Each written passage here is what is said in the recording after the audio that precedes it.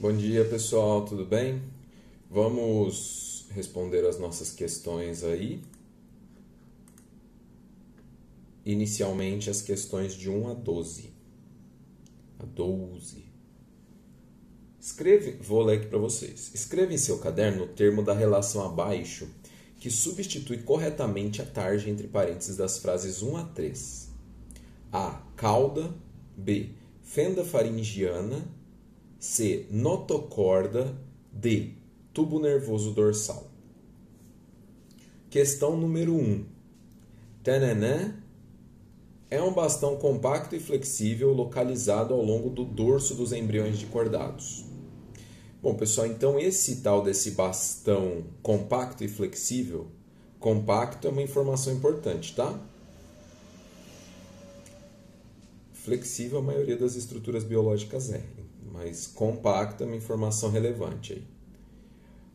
Localizado no dorso, sempre no dorso, nas costas, dos embriões de cordados. Então, todo cordado vai ter essa estrutura, chamada notocorda. Ah, mas por que não pode ser o tubo nervoso? Porque o tubo nervoso é tubo, ele não é compacto, certo? Então, quando fala-se um bastão compacto, no dorso, notocorda, que é a característica dos cordados. Os cordados, eles são, como vocês viram lá no capítulo, eles são divididos em 3 subfilos, que é urocordado, cefalocordado e vertebrado. Os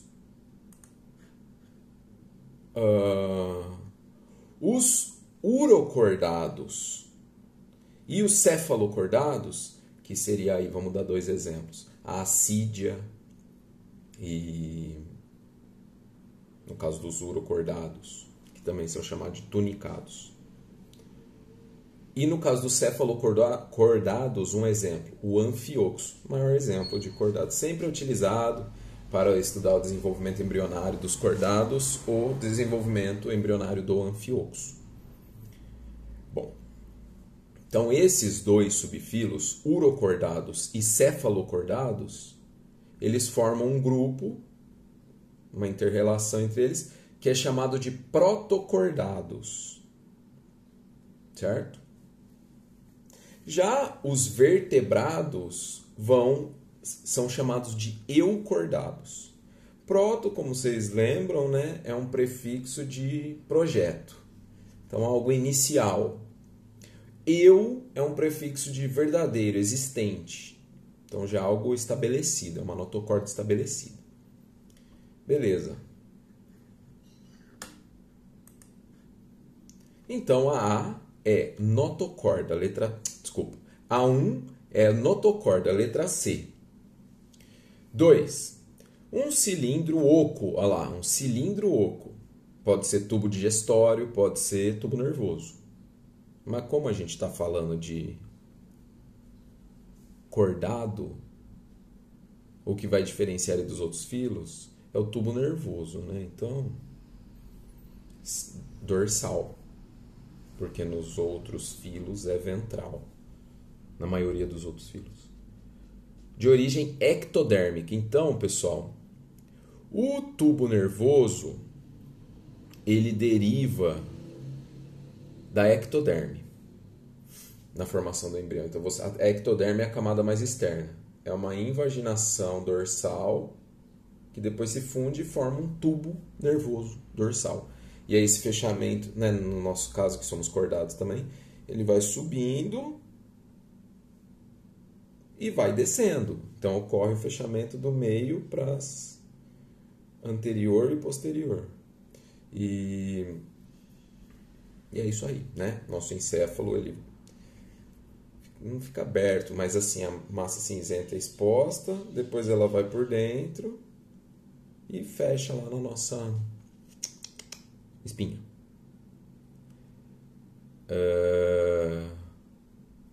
Então, o que é? É o tubo nervoso dorsal. Tubo nervoso dorsal, tá bom?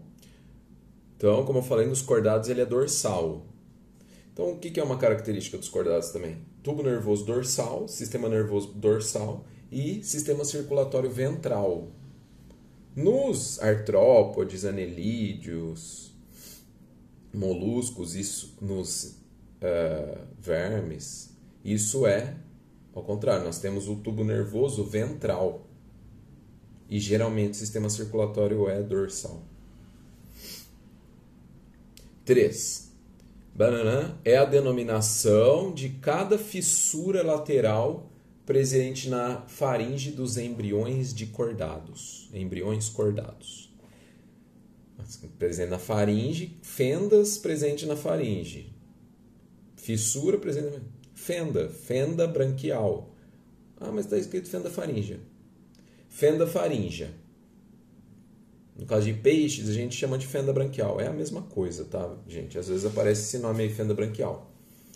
Porque isso daí mostra a nossa... Os pesquisadores evolutivos relacionam isso com a nossa origem aquática, né? Porque ao longo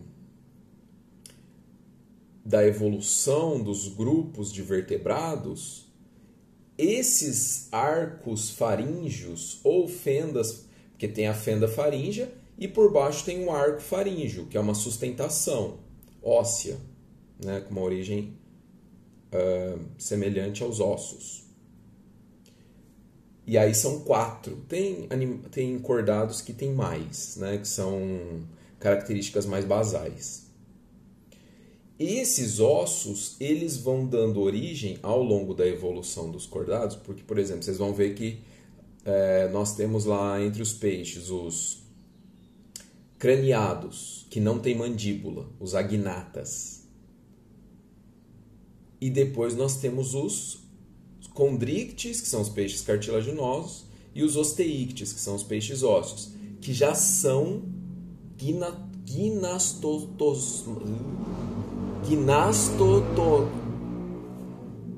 Nossa, preciso ver esse nome aqui que eu sempre me enrolo.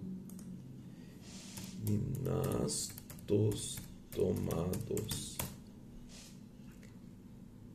É isso. Gnatostomados.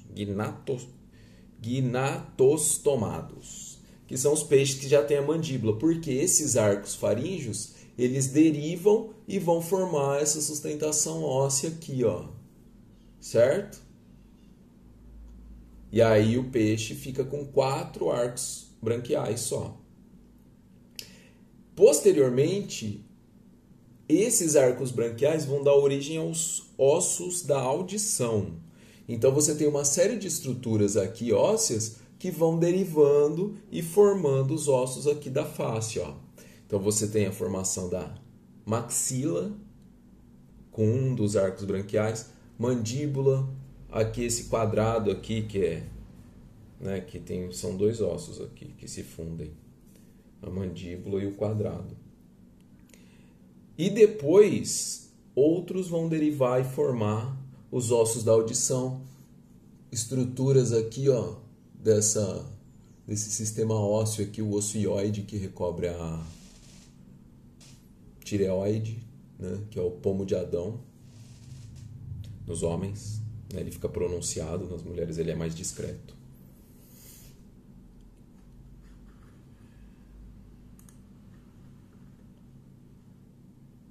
Fendas faríngeas, todo cordado vai ter.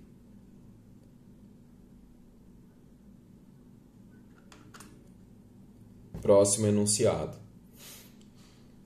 Escreva em seu caderno o termo da relação abaixo que substitui corretamente a tarja entre parênteses das frases 4 e 5. A.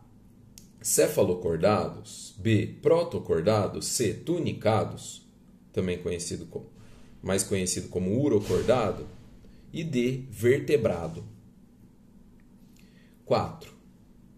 Cordados que têm a notocorda restrita à cauda da larva são os urocordados.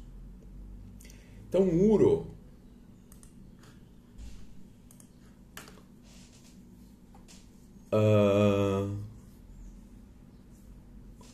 uro do radical latino grego significa cauda.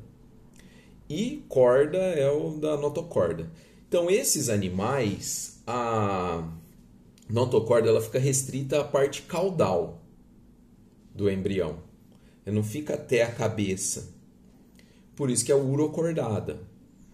Agora, os cefalocordados, a notocorda vem até a região anterior, vem até a cabeça tanto da larva, porque assim, a notocorda está presente no embrião dos urocordados. Só que na formação da larva, ela regride. Ela não acompanha, né? Ela não se desenvolve até a porção anterior, até a porção cefálica. No cefalocordado, sim, ela chega até a porção cefálica. Certo? Então essa é a distinção entre urocordado e cefalocordado. Lembrando que ambos são protocordados. Por quê? Porque não tem vértebras ainda, ok? 5. São cordados sem vértebras, em que a notocorda estende-se até a porção anterior do corpo, perdurando na fase adulta. Acabamos de falar, são cefalocordados. Show! Bom, não abordou protocordados nem invertebrados, mas enfim, a gente já falou desses termos aí, né? Protocordado, então, vai abranger o cefalocordado e o tunicado, ou urocordado. E os eucordados vão corresponder aos vertebrados. Escreva em seu caderno o termo da relação abaixo que substitui corretamente a tarja entre parênteses das frases 6 a 8. A. Ovíparos. B. Ovovivíparos. C. Vivíparos. 6.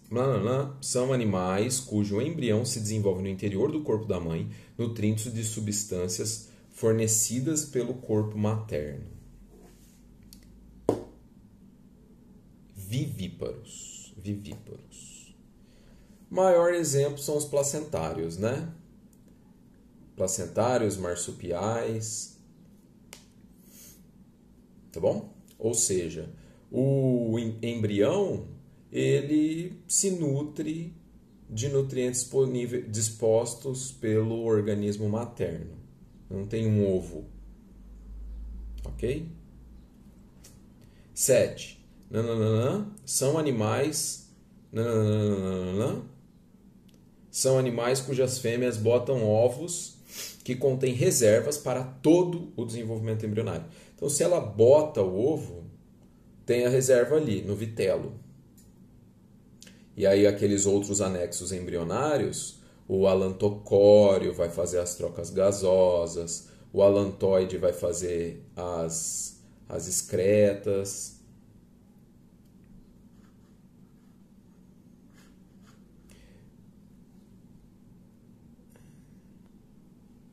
Bom, esses animais aí, então, se eles botam o ovo, são os ovíparos. E 8. Animais são aqueles cujas fêmeas retêm os ovos ricos em substâncias nutritivas para o embrião até a eclosão. Ovovivíparos. Tem alguns exemplos de animais que são ovovivíparos. Algumas serpentes, alguns peixes. Né? Tipo, tem alguns tubarões que são ovovivíparos. Então eles têm ovo, eles não têm placenta, mas eles retêm o ovo dentro do organismo materno até que ele ecloda. Então eclodir é sair do ovo. Né? Existe um termo para isso, né? Quebrar o ovo. Quebrar o ovo é você joga e quebra o ovo. Ou quebra para fazer um omelete, sei lá. Quando o filhotinho sai do ovo, é eclosão, eclodir. Escreva em seu caderno o termo da relação abaixo que substitui corretamente a tarja entre parênteses das frases 9 e 10. Vou fazer outro vídeo, isso daqui está muito longo.